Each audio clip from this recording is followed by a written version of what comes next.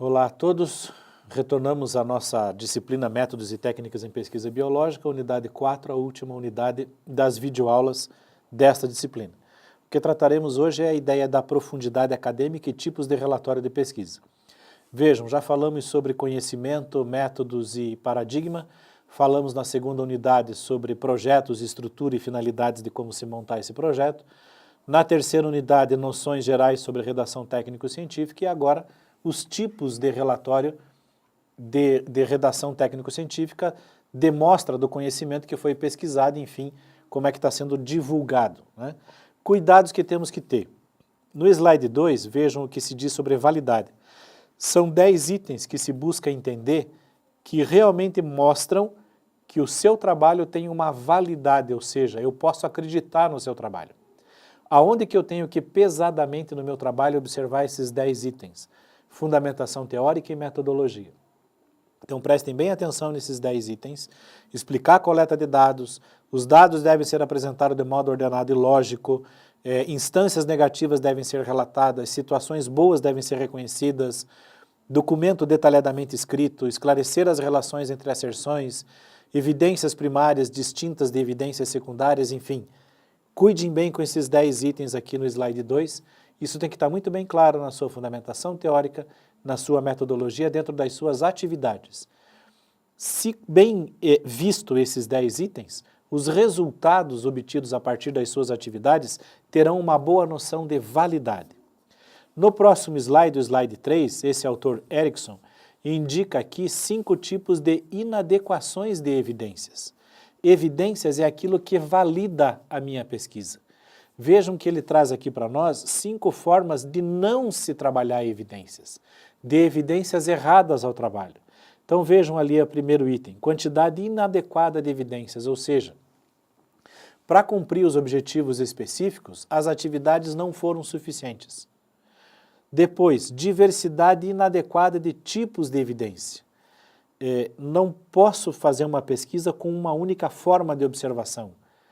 Como mais eu posso fazer observações? Quais atividades outras me ajudam a evidenciar aquilo que eu estou fundamentando? Interpretações incorretas das evidências. Lembrem que as nossas pesquisas elas têm uma razão tanto quantitativa quanto qualitativa. Se eu estou usando uma noção quantitativa, eu preciso fazer essa referência na fundamentação teórica. Caso contrário, essa interpretação fica incorreta, fica sem uma base teórica de evidência, de interpretação dessa evidência. O quarto item, inadequadas evidências desconfirmadoras. Aqui nós entramos mais na questão do item de profundidade acadêmica. Quando que nós precisamos ter evidências desconfirmadoras? Quando estamos trabalhando em mestrado e em doutorado. Nos TCCs de graduação e de especialização, essas desconfirmações não necessariamente são cobradas. Isso é um dos aspectos que muda a noção de profundidade acadêmica. Geralmente, em graduação e em especialização, que é o primeiro nível do pós-graduação, nós trabalhamos apenas evidências confirmadoras. Quando entramos, então, no stricto sensu, mestrado e essencialmente doutorado, e após esses níveis, o pós-doutorado, obrigatoriamente precisamos ter evidências confirmadoras e desconfirmadoras, ou seja, autores de referência e de contra-referência. E no último item, análises inadequadas de casos discrepantes. Isso faz parte também do stricto sensu, do mestrado e do doutorado, ou seja, casos que fogem daquela razão preditiva da teoria.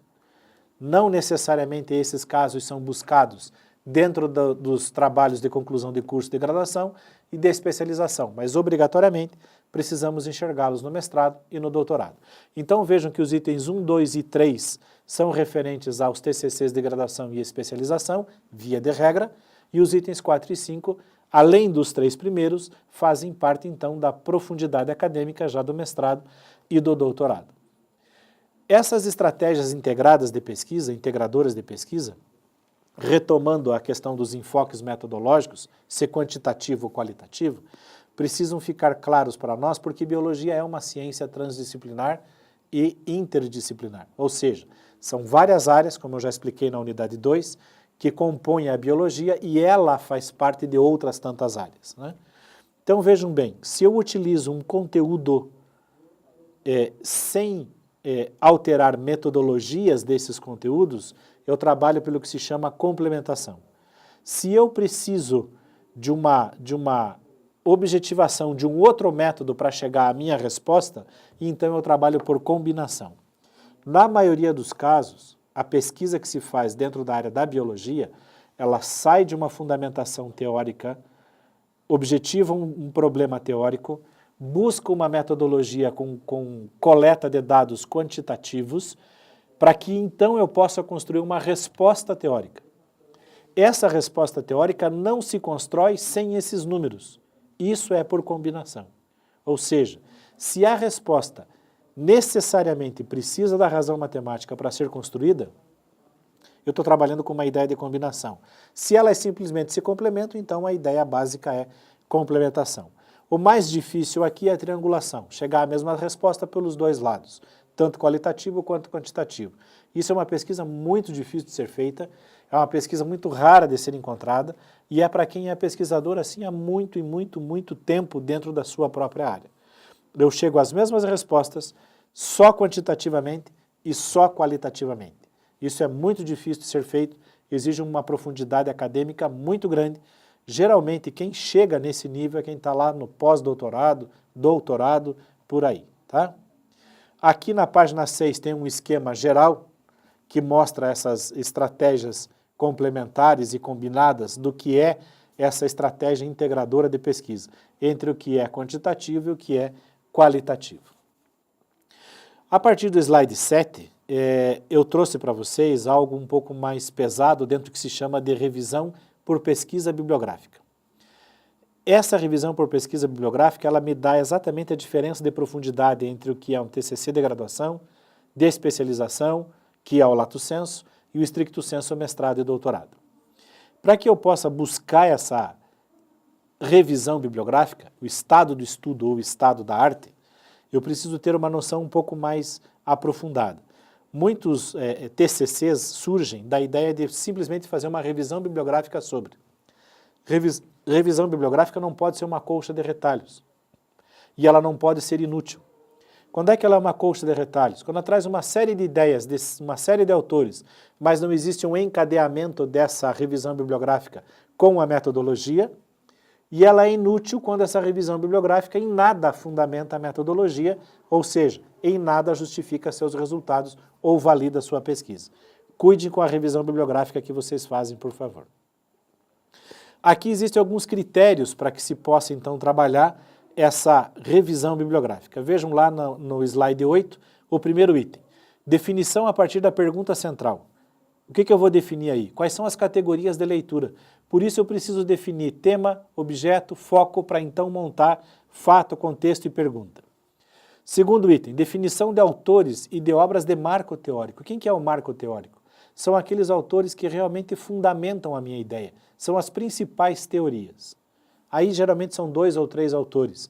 E se for uma pesquisa que mexa com mais áreas, como é a natureza da biologia, eu preciso enxergar então, além da botânica, se eu preciso da bioquímica ou da biofísica, além da bioquímica, se eu preciso da educação, além da zoologia, se eu preciso da sociologia, da epidemiologia, se eu preciso de noções de saúde ou noções sociais, essas noções que me dão base à pesquisa são as teorias do marco teórico.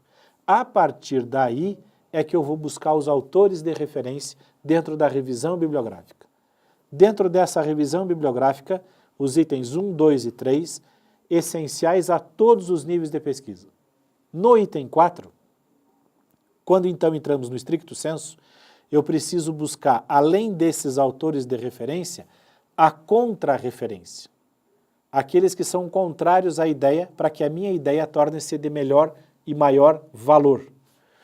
Além disso, o item 5, a estrutura de um quadro conceitual, ou seja, os conceitos que eu uso na minha pesquisa e como eu os entendo. Essa noção, ela é clara e obrigatória no mestrado e no doutorado. Nos TCCs de graduação e especialização, nem sempre isso é exigido, mas é sempre bom que se faça. No item 6, há aqui uma clara diferença de profundidade acadêmica. Vejam bem, determinação de tempo de busca. 3 a 5 anos na graduação, 5 a 8 anos em lato sensu, 10 a 20 anos em mestrado, 30 a 50 anos em doutorado. Então, por aqui a gente já tem uma boa ideia dessa profundidade acadêmica que se faz diferente nos níveis de pesquisa que se propõe dentro dos programas. No slide 9, as seções de uma revisão bibliográfica da fundamentação teórica trazem passo a passo a introdução, um texto que explica como é que são essa busca e essa fundamentação dos autores de marco teórico, esclarecendo todas as relações de teoria e categorias de leitura. A partir desses autores é que então eu vou destacar quais são os autores que realmente fundamentam a minha investigação. Aí é que eu vou para a revisão bibliográfica. Vejam no item 3 que é o que se tem escrito dentro da área. Racionalisticamente limitados a partir das categorias e critérios da leitura. O que se pede que se pondere? Nível e profundidade do trabalho, tempo para a realização da pesquisa, o tempo de investigação bibliográfica. Isso é que me dá a diferença de profundidade acadêmica. Autores de referência são aqueles autores mais citados e suas ideias dentro da bibliografia que você utiliza no seu trabalho. Esses são os seus autores de referência. A referência deles são as ideias que eles usam. Até o item 3 é obrigatório a todos os níveis. A partir do item 4, o 5 e o 6, que estão no slide 10, aí nós entramos já no stricto sensu. Questões de mestrado e obrigatoriamente de doutorado. Vejam, por favor, que no item 5 são os autores de contra-referência. Eu busquei na minha revisão bibliográfica os principais autores e suas principais ideias e preciso encontrar autores que sejam contrários a essas ideias para que a minha argumentação vença essa questão contrária, ou seja, teoricamente ou até quantitativamente, eu consiga validar com maior profundidade aquilo que eu estou discutindo. E o quadro conceitual, aquilo que eu expliquei agora há pouco, a maneira a qual eu entendo esses conceitos. Entendo a partir de onde? Do marco teórico, da revisão bibliográfica, dos autores de referência e dos autores de contra-referência. Então, quadro teórico só se estrutura quadro conceitual, a partir dessas 5 primeiras questões do que é uma fundamentação teórica. Não vamos confundir fundamentação teórica com revisão bibliográfica. Revisão bibliográfica é a busca do que os autores têm falado nos últimos tempos. E aí divide-se por tempo, lógico, na profundidade acadêmica. Fundamentação teórica é uma resenha crítica de tudo que foi pesquisado, olhado e falado sobre. Então, além de eu pesquisar todos esses autores, marco teórico e autores de revisão bibliográfica, eu preciso montar uma resenha crítica, que é o que se chama fundamentação teórica. Então vejam lá no slide 11. Marco teórico e revisão bibliográfica são as duas questões que embasam o que se chama fundamentação teórica. Marco teórico, autores clássicos de referência, aquilo que eu expliquei para vocês. Revisão bibliográfica, artigos e livros. Claro que esses artigos e livros têm um limite de profundidade e de tempo, que é o que me dá uma diferença entre graduação, lato sensu e stricto sensu. Esses artigos, livros, questões de marco teórico e revisão bibliográfica, fundamenta a resenha crítica. Essa resenha crítica me dá o que é o quadro conceitual e então as respostas de conteúdo, conhecimento, educação científica e valores para a vida. É claro que o quadro conceitual eu só estruturo depois da resenha crítica e as respostas, é lógico, são questões lá das considerações finais. Mas tudo isso é a partir da fundamentação teórica. Lembre-se que uma das primeiras regras é fundamentação teórica para tudo que se faz numa pesquisa. Não existe em uma pesquisa uma atitude que não seja derivada de uma pergunta. E numa pesquisa não existe pergunta sem resposta. Nada pode ficar em aberto e essas questões têm que todas estar fundamentadas na teoria. Existe aqui na página 12 e 13 quadros demonstrativos aos quais eu posso explicar a minha revisão bibliográfica, apenas como algo mais objetivado, para que vocês possam então enxergar um esquema de como mostrar essa revisão bibliográfica. São apenas exemplos, tá? Documentos científicos, fechando todo o arcabouço da nossa disciplina. Lembrem, todos os trabalhos são monográficos, ou seja, é uma pessoa que escreve. Por mais que o trabalho seja feito em várias sessões, cada sessão um é o responsável sobre. Trabalhos, então, temos as monografias, dissertações, teses e os artigos. Esses são os relatórios de pesquisa. O que muda em si nesses relatórios, em cada um na sua profundidade? Fundamentação teórica essencialmente. Vejam aqueles 6 itens que eu coloquei para vocês de fundamentação teórica.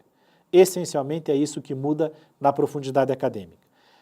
Contra-referência, validade do processo, profundidade das atividades, profundidade de marco teórico, de revisão bibliográfica. É isso que faz realmente mudar o nível de cada um desses trabalhos. Em sentido geral, esses trabalhos, como está na página 15, apresentam esses elementos, chamados textuais, pré-textuais, textuais e pós-textuais. A sequência de slides do 15 para frente explica exatamente o que são cada um desses termos e quais são as diferenças desses termos dentro do que é monografia, dissertação, tese e artigo. Para ter uma ideia geral, essa estrutura no slide 15 é a estrutura de qualquer trabalho que seja objeto de avaliação de curso por monografia, por TCC, por dissertação ou por tese. Vejam que é uma estrutura bem delimitada em cada uma das páginas de introdução do que é cada um desses itens. Vamos de uma maneira direta lá ao slide 39, que é a estrutura do artigo de pesquisa. Vejam que esse slide tem uma forma totalmente diferente daqueles primeiros. Lá na estrutura geral dos trabalhos, eu tenho para cada item uma abertura. No artigo, eu tenho seções, eu não tenho capítulos. No artigo, eu tenho bibliografia, eu não tenho referência bibliográfica. Agora, a fundamentação teórica tem o mesmo critério. Se o artigo é resultante de um stricto sensu, ele tem que ter maior profundidade. Se o artigo é resultado de um lato sensu, essa profundidade não é tão rigorosa quanto é o stricto sensu propriamente dito, né? Então aqui está a explicação dos artigos e lá na página 42, quais são as 3 exceções básicas de um artigo: identificação, resumo, abstrato, fato, contexto, problema, pergunta central, fundamentação teórica, objetivos, metodologia, resultado, discussões, considerações finais e bibliografia. E na página 43 é uma correspondência entre a página 42 e 43 pelos números das seções. E então, por último, lá na página 44, quais são as seções e os números correspondentes à página 42, para que vocês tenham uma ideia dessa diferença da estrutura de uma monografia para a estrutura de um artigo. É importante citar que não se escreve um artigo sem fazer um trabalho monográfico antes, sem fazer uma pequena monografia antes. Não se consegue escrever um artigo sem antes fazer essa base teórica. Após isso é que se monta, então, a estrutura do artigo. Dessa forma, então, chegamos ao final da disciplina. Agradeço a todos vocês a compreensão, espero que tenham acompanhado e lido os textos. Convido todos vocês a participar da web ou das webs conferência. Entre nos fóruns, tirem suas dúvidas, fiquem à vontade para questionar à medida do avanço dos seus TCCs. Lembrem-se que essa disciplina é para que vocês estruturem fundamentos para fazer a redação técnico-científica dos seus trabalhos de conclusão de curso. Boa sorte a todos e sejam todos bem-vindos à área da pesquisa. Muito obrigado.